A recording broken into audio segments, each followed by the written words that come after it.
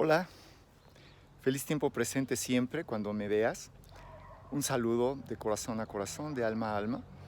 Bueno, el día de ayer comentamos algo sobre la proteína y una discípula me pidió que ampliara un poquito el tema de las proteínas. Entonces, sin ser esto una clase científica, vamos a hacer algunos comentarios sobre las proteínas. Bueno, en primer lugar tenemos que entender qué son los aminoácidos esenciales. Perdón, antes de eso, los nutrientes esenciales. Hay elementos que no pueden faltar en la alimentación y hay otros que pueden ser sustituidos por otros o formados por otro conjunto. Esos elementos son, algunas personas consideran el agua, algunas personas la consideran más bien como un vehículo, no como un nutriente. Entonces, son las proteínas, las grasas, los carbohidratos, las vitaminas, los minerales. En algunos casos se puede considerar también la fibra como muy importante. Y las proteínas son uno de los nutrientes esenciales básicos. Viene del griego protos, que quiere decir primero, y esto nos da idea de que son de los nutrientes más importantes que debemos de considerar. Si bien las vitaminas nos ayudan a que las reacciones químicas funcionen bien, es como si le pusiéramos aceitito a una máquina para que toda trabajara bien a tiempo. Los carbohidratos, los glúcidos, los azúcares nos proporcionan energía. Las grasas contribuyen en muchos aspectos, ayudan por ejemplo a conformar la membrana de las células. Las proteínas son muy importantes porque son como si fueran los tabiquitos con los cuales construimos nuestro organismo. Si fuera un Lego, las proteínas serían las piecitas de Lego. Entonces, las proteínas cumplen diferentes funciones biológicas, aparte de la estructura. También funcionan como sustancias buffer. Esto quiere decir que regulan el pH. Si está muy ácido lo equilibran, si está muy alcalino lo equilibran. También funcionan como medios de transporte para las sustancias en la sangre. Son muy importantes, por supuesto, en el sistema inmune, para la formación de la sangre, es decir, bueno, para todo, por eso son protos primero. Entonces, las proteínas, hay diferentes alimentos, prácticamente todos, que tienen proteínas. De acuerdo al doctor Colin Campbell, todos los alimentos tienen proteína completa en algún grado, algunos muy poquita, algunos mucha, pero no existe más que un solo alimento que no tiene proteína completa, porque le falta un aminoácido, ahorita vemos qué es eso, y esa es la gelatina. Una persona no podría vivir comiendo solamente gelatina, porque no formaría la proteína. Bueno, la, la proteína está formada por aminoácidos. Los aminoácidos son las estructuras más pequeñas que conforman a la proteína. Se conoce que en el ser humano existen 8 aminoácidos esenciales para los adultos y en los niños son 10. Ahí viene el tren, a ver si nos dejan hablar. En los niños son 10 aminoácidos esenciales, se suman la histidina y la arginina, en el caso de los niños en desarrollo, desde bebés. Pero pasa una cosa, que para poderse absorber tienen que estar los 8 o los 10 aminoácidos juntos en el intestino. Si falta alguno, en la medida que falta, en esa medida limita la absorción de los demás. Entonces, si tenemos el 100% de 7 aminoácidos y solamente el 80% de uno, todos se van a poder absorber solamente el 80%. Eso está claro. Bueno, entonces, en lo general podemos tener dos tipos de proteína, la proteína animal y la proteína vegetal, obviamente por sus fuentes. Entonces, se considera, o se conoce más bien, que la proteína animal es normalmente la mayor parte es proteína completa. Por cierto, no crean que toda la carne es proteína completa o que toda la proteína animal es proteína completa, no. O sea, ni el huevo, que es la más completa, anda sobre un 90 y tantos por ciento de proteína completa. Entonces, pero sí tienen más proteína completa que los vegetales. Por ejemplo, mientras el huevo puede andar sobre un 98% de proteína completa, el arroz anda sobre un 80% de proteína completa, más o menos.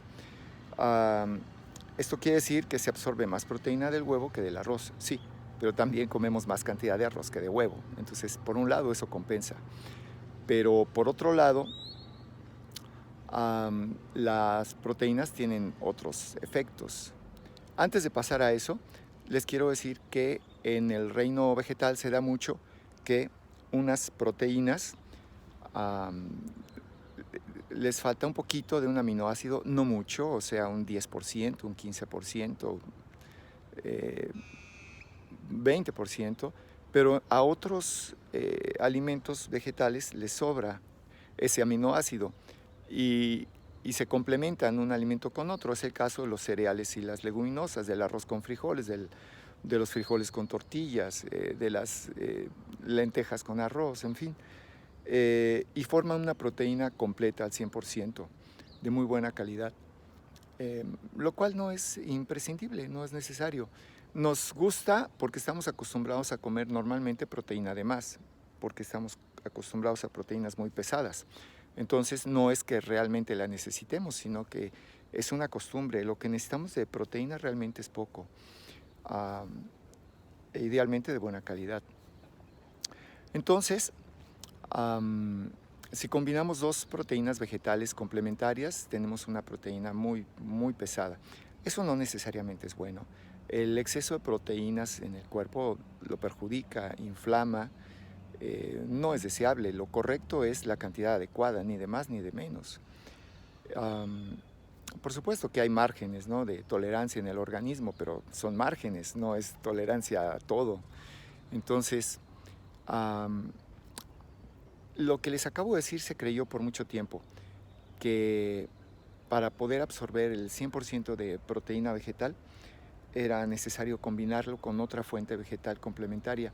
Actualmente, desde hace unos, no sé, 20 años, se sabe que eso es falso.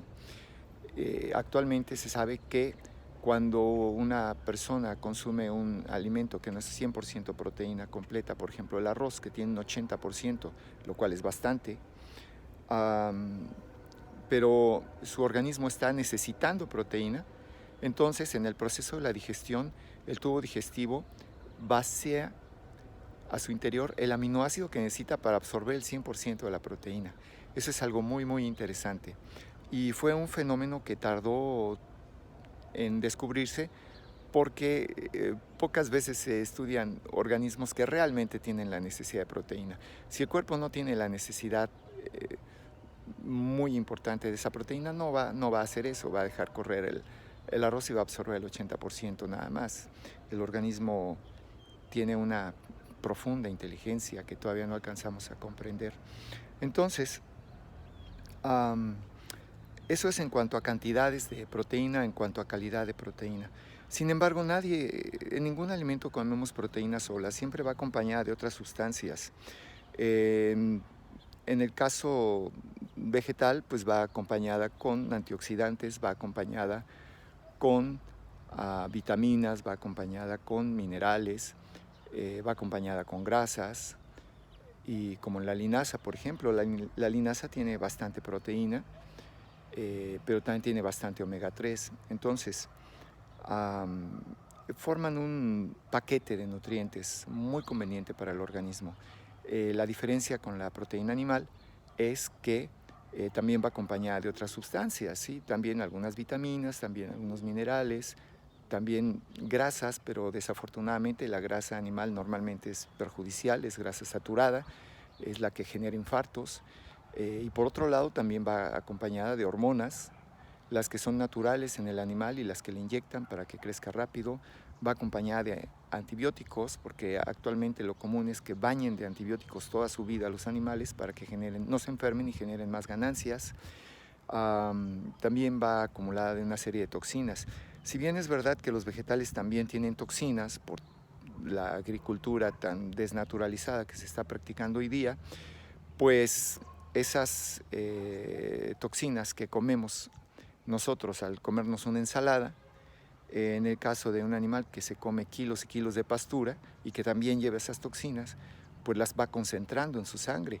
Así es que las personas que consumen proteína animal, especialmente carne, pues la consumen ya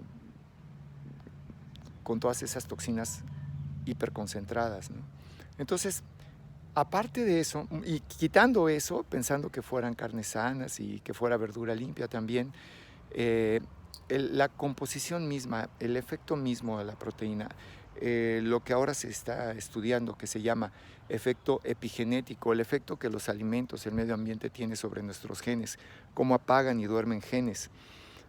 Eso es importantísimo, tal vez lo más importante de todo, tal vez, porque se pudiera consumir poca carne, poco colesterol, se elimina eh, haciendo ejercicio, se alcanza a eliminar una buena parte si se come muy poco, pero el efecto epigenético no. El efecto epigenético se altera el funcionamiento de nuestros genes, despierta las enfermedades, duerme los genes que son de defensa y hace un caos, ¿no? Eh, em, Esto es,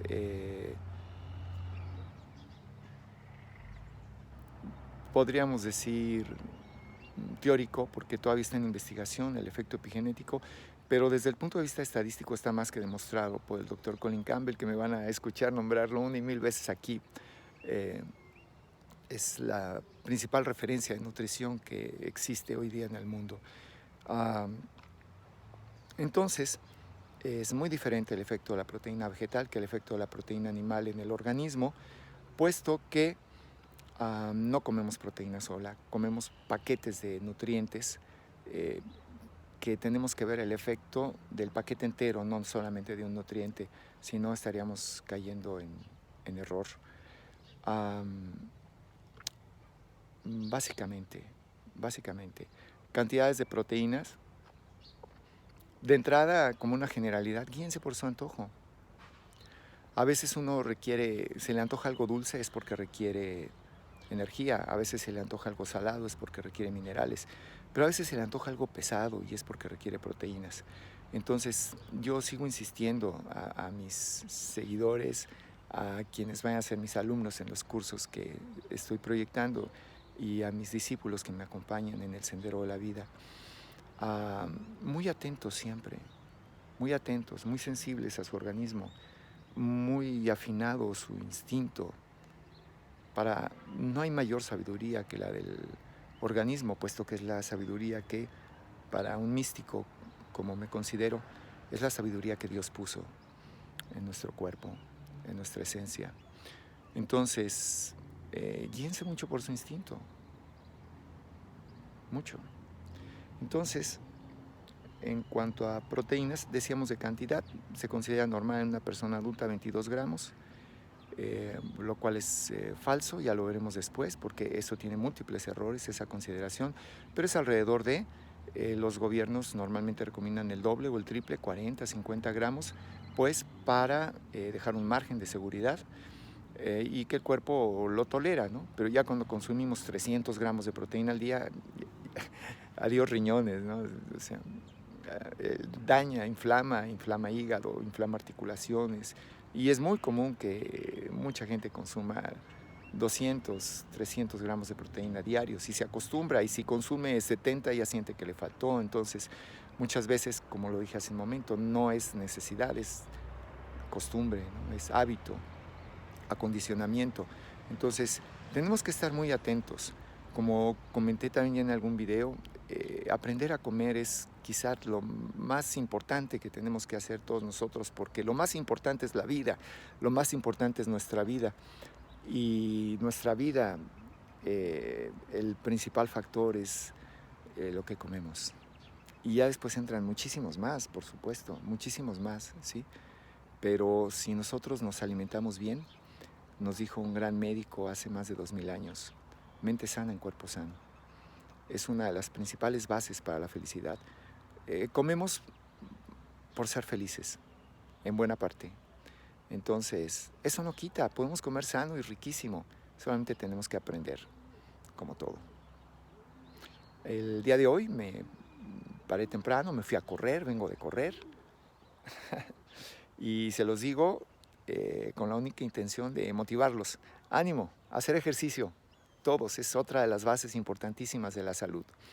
El día de hoy mi madre cumple 98 años de edad, gracias a Dios, y nos sentimos en la casa muy felices por eso.